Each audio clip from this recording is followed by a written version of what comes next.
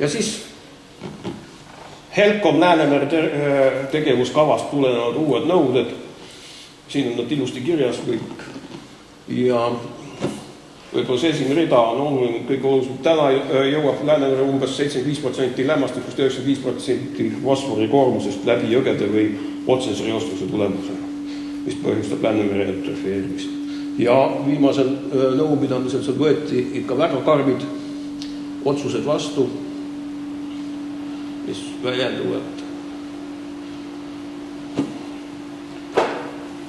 Siin nõuete täitmise tähtajad üle 200 000 inimekvivalendi 2010 fosfori ärastuse osas 1 milligramm liitris 2013. aastaks. Ja kohe näitan tabelit ka, mille kohta käivad need näitajad. Siis siin on ka 300–2000 inimekvivalenti on antud siis natuke hingetõmbe aega 2018 on siin kirjas. Ja vaatame siis tabeli ka ära, millised need nõuded on. Praegu Eestis kehtivad nõuded ja HELCOM nõuded. Siis nagu näete, PHT osas 15 milligramm liitris jääb samaks, aga puhastusaste läheb natuke lõdvemaks 80% peale. Fosfori osas 1,0 milligrammi liitris praegu läheb 0,5 peale. Nii et küll äkki karmiks. Ja nii edasi. Siin on siis grupiti välja toodud 10 000 kuni 100 000 ja siis 2000 kuni 10 000 ja 300 kuni 200 inimekvivalenti. Ja siis need väikeste jaoks on eraldi soovitused. Võib-olla see teid huvitab kõige rohkem.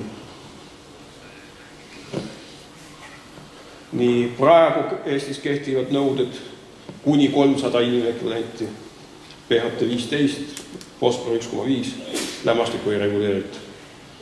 Ja kui siit nüüd näitada HELCOMi poolt milligrammi liitris ei ole välja kertunud nõudeid, vaid on protsentuaalne lähenemine. Ja juures on lämmastik 30, mida siin ennem ei ole olnud.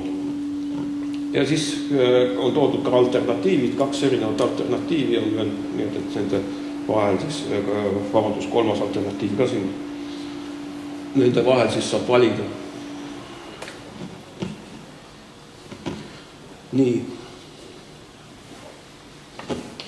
Kokkuvõttes muutub rangemaks fosfori ärastamine, kuna fosfor on keemiliselt ärastatav, on võimalik tagada suurem fosfori ärastusprotsent, lisades puhastisse suurema koguse kemikaale. Kuna fosfori ärastus on puhastil juba olemas. 300–2000 inimesed puhastitel, kus täna fosfori ärastus puudub, tuleb teha täiendav investeering kemikaali doseerimisseadmete soetamiseks.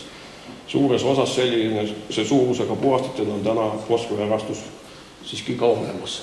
Mida see tähendab nüüd, kui me lisame selle fosfori ärastuse väikepuhastitel praktiliselt kõigile, siis nagu te teate, suur osa puhastite pargist, Eestis eriti sotsialismi ajal veel ehitatud puhastit, MRP, PRP, oksüüdid ja biod ja siis need on kestvusõhustusega puhastusseadmed. See tähendab sealt setet võetakse praegu tavaolukorras aastas korra või 2 ainult välja. Aga nüüd tuleb seda hakata regulaarselt siis välja võtma puhastusprotsessist. Ja see siis eeldab ka puhastusseadmete ümber häälestamist ja nii edasi. Terve suur ring küsimusi tuleb, mis tuleb lahendada.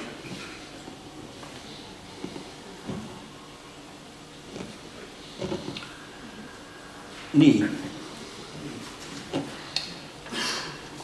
Üks osa on veel siis rääkida reoveepuhastite projekteerimisel ja ekspluatatsioonis üles kerkinud probleemid ja võimalikud lahendused. See on siis mu oma kogemuste baasil ühesõnaga kirja pandud ja siin on ta nüüd siis punkthaaval toodud ja vaatame siis, mis on siis jäänud nagu silma. Reopuhastite projekteerimisel ja maksumuse hindamisel on reovee kontsentratsiooni, vooluga ja reostuskoormuse lähteandmed olulise tähtsusega järgmistel põhjustel. See on ääretult olulise tähtsusega. Mida väiksem reoveepuhastis, seda raskemates tingimustes töötab ja seda täpsemini peab teadma reoveepuhastisse juhitava reovee kontsentratsiooni, vooluhulka, reostuskoormust ning nende kõikumist, ebaühtlust ajas. Eriti rasketes tingimustes kipuvad olema need väikepuhastid, kus siis on ka reovee kogumisalal tootmisettevõte. kes produtseerib erineva ainesisaldusega reovett. Nii et see pool tuleb siis väga tõsiselt omale selgeks teha ja kui te peaksite projekteerima neid väikepuhasteid kuni 2000 inimekvivalenti. Samas 2000 inimekvivalenti Eestis ei olegi enam väikene, eks ju, meil on linnad, kus on elanike vähem kui 2000 inimekvivalenti. Nii, suur vooluhulga kõikumine hüdrauliline ülekoormus võib juhtuda aktiivmuda puhastust bakterimassi suublasse või järelpuhastisse ja puhastuse efektiivsuse languse suur vooluhulka tuleb ühtlustada ja üheks võimaluseks on ka reopuhasti maksimaalse jõudlust ületava vooluhulga juhtimine peale mehaanilist puhastust ülevoolu abil järelpuhastisse. See on biotiikide puhul, kui on olemas puhastusseadme kompleksis täiesti teostatav lugu ja primaarse tähtsusega on ikkagi põhipuhasti puhastusprotsess ja siis tuleb sekundaarse tähtsusega see, et see tilkvett sealt mööda juhitakse. Nii et see on õige lähenemine ja seda peab rakendama. Suure reostuskoormuse kõikumise ja lööpkoormustega kaasneb reovee puhaste efektiivsuse langus. Lahenduses on jälle vooluhulkade ja reostuskoormuste ühtlustamine.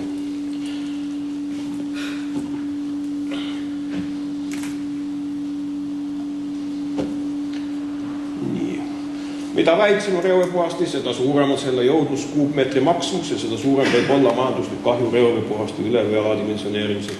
Oluliseks on nende küsimuste lahendamise juures kujunenud projekteerija kogemus ja reaalantase. Tõesti, see on niiviisi. Selleks, et saada vastuvõetav lahendus reoveepuhasti projekteerimisel, peab väga hästi teadma kogu asula kanalisatsioonisüsteemi tehnilist seisukorda, vee tarbimise traditsioone asulas, tootmisettevõtete olemasolu asulas ning nende poolt ühiskanalisatsiooni juhitava reovee vooluhulka reostuskoormust ning nende ebaühtlust.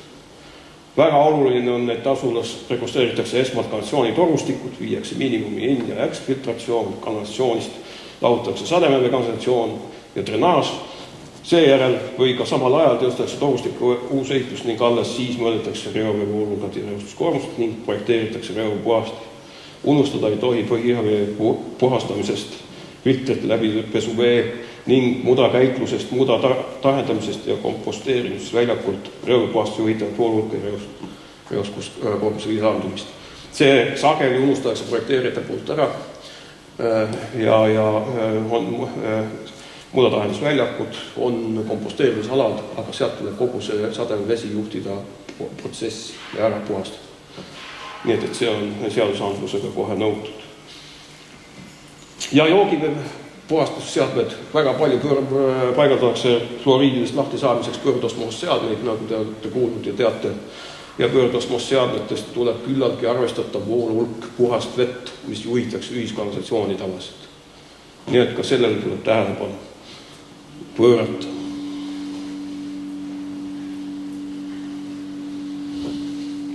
Tootmisettevõtted peavad olema kohtpuhastusseadmed eri juhtudel ka koos vooluhulga mõõtmise ja proovivõtu sõlmega.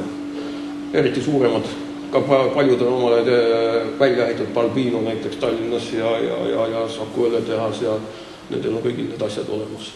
Nad on küllaltki kallid, aga nad on vajalikud.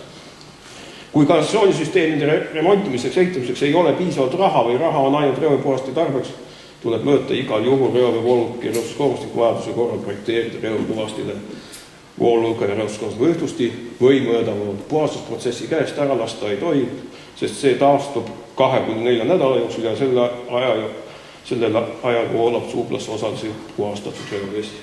Jah, see on nii.